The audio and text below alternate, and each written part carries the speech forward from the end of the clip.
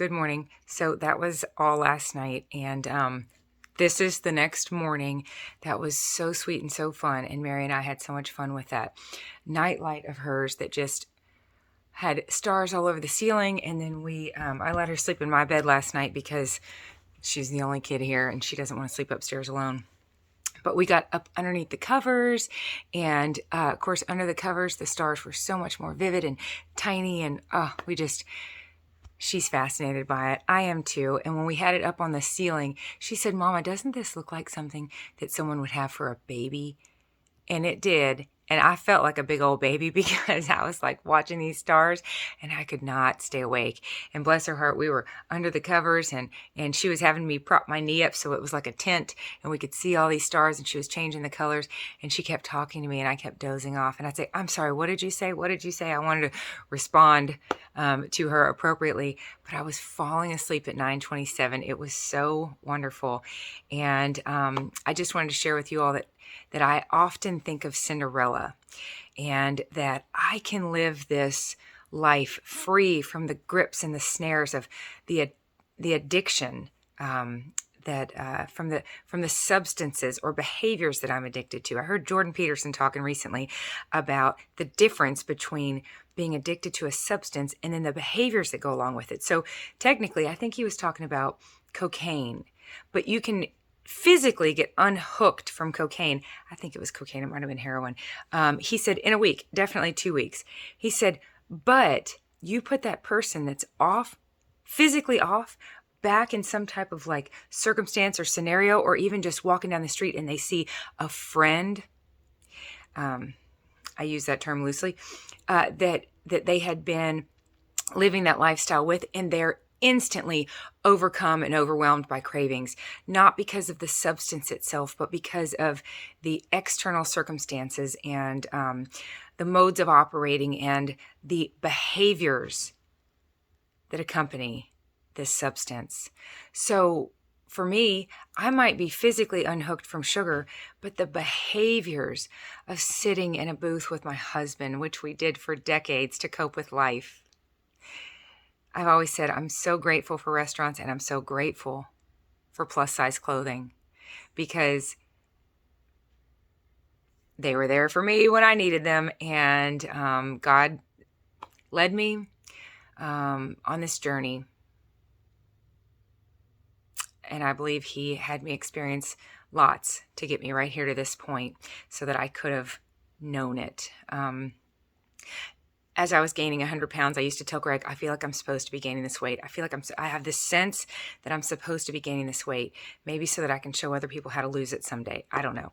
I wasn't doing it on purpose, like fit to fat to fit. That guy, he purposely, lots of trainers have done that now, where they purposely gain a bunch of weight. I didn't purposely do it. I was doing it to cope with life, but I always had a sense that it was part of my plan. Along with restaurants and plus size clothing. So for me to even, for Greg to take the kids to a Mexican restaurant, that stirs up a lot of cravings in me, not physical cravings for the substances I'm addicted to, but craving those behaviors. And that is very powerful. And I think it's very helpful to be aware of that it's not just the substance. It's all of it. It's the big picture. It's everything that goes along with it. It's all the ways we used to behave with the substance. So even though I'm pretty comfortable kicking those two substances to the curb, the sugar and the flour, I'm kind of, come to think of it, hey, life is a process. Let's process it together. Thank you so much for helping me process this. That's what this vlog really is. This is my diary. I am happy for y'all to read my diary. Again, Sonia months ago said, thank you for sharing your experience. I said, sharing it shapes it. Sharing my experience shapes my experience. And you all are helping me immensely, immeasurably. But I think I'm kind of to the point now. It's like running a race. And God only lets you see the next 15 feet. Unexpected hurdles keep popping up. And I think this is one of them, where I'm realizing part of the addiction is not just the substance, it's also the behaviors that accompany that substance. So, I often feel like Cinderella. I can live this life free from my addiction, out of the snare. I imagine a metal snare in the middle of the woods with sharp teeth, ready to catch an unsuspecting deer. I can live free from that snare, but not unconditionally. I have to, like Cinderella, get home before midnight. And for me, that looks like going to bed and not pushing through the pain and discomfort of exhaustion. And that's all that is. I was laughing with Greg one day. I said, at night I start feeling really bad. And I said, but I'm starting to realize that bad feeling is actual tiredness. It's just tired. And it's, come to think of it, probably a very new feeling for me, because I used to feel exhaustion, but in a different way. It's very different being tired versus wired. Being exhausted, truly physically exhausted, and the chemicals are starting to shift and change with melatonin and serotonin, as they should in the evening, as our bodies are created and designed to do in the evening, versus wired because I've been going and going all day long. I've been pumping sugar and flour in me since the moment I woke up, starting with whatever I would put in my coffee, to whatever I would grab for breakfast, to just wired by the end of the night. And then I could kind of stretch that wired feeling a little further. But it's very different now. And I can tell that to stay free from the snare,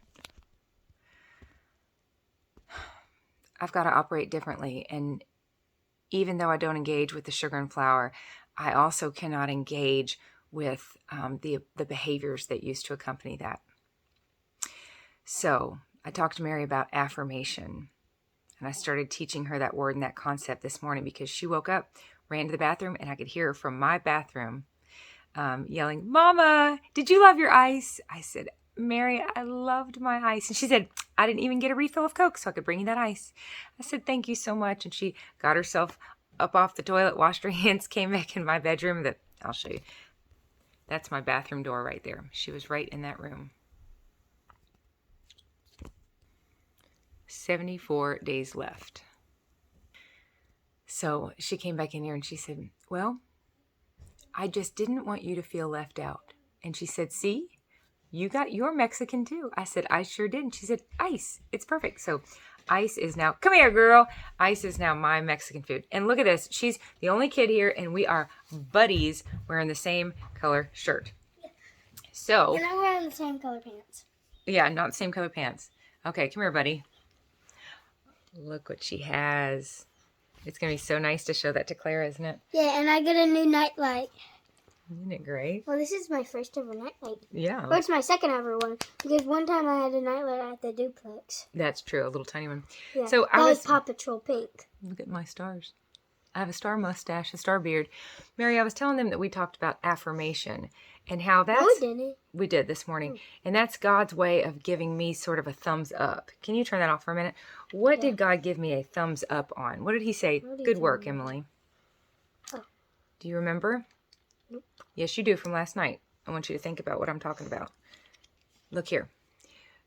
I told you that when you gave me that ice, that was affirmation. That felt like affirmation for me. God giving me a thumbs up, telling me, good job on doing what? Staying home. That's right, and not going and eating a bunch of stuff. Or else you wouldn't get healthy stuff.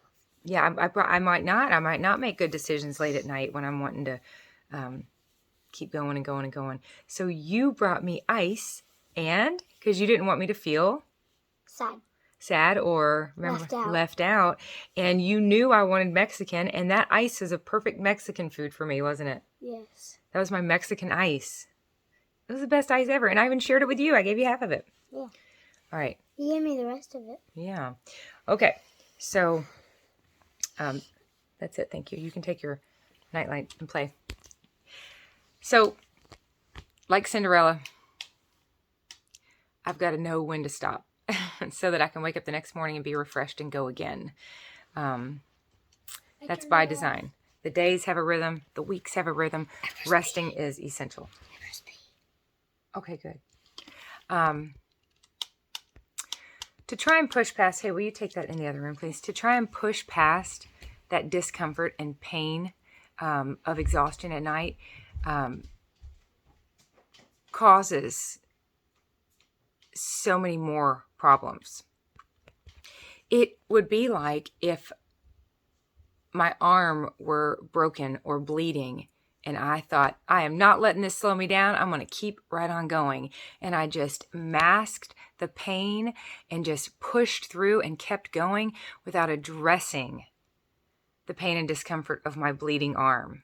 That's what I'm doing at night when I'm exhausted and I just push through to keep on going. I'm masking the discomfort of the tiredness and causing just exponential harm. Just creating neural pathways that I don't want to create.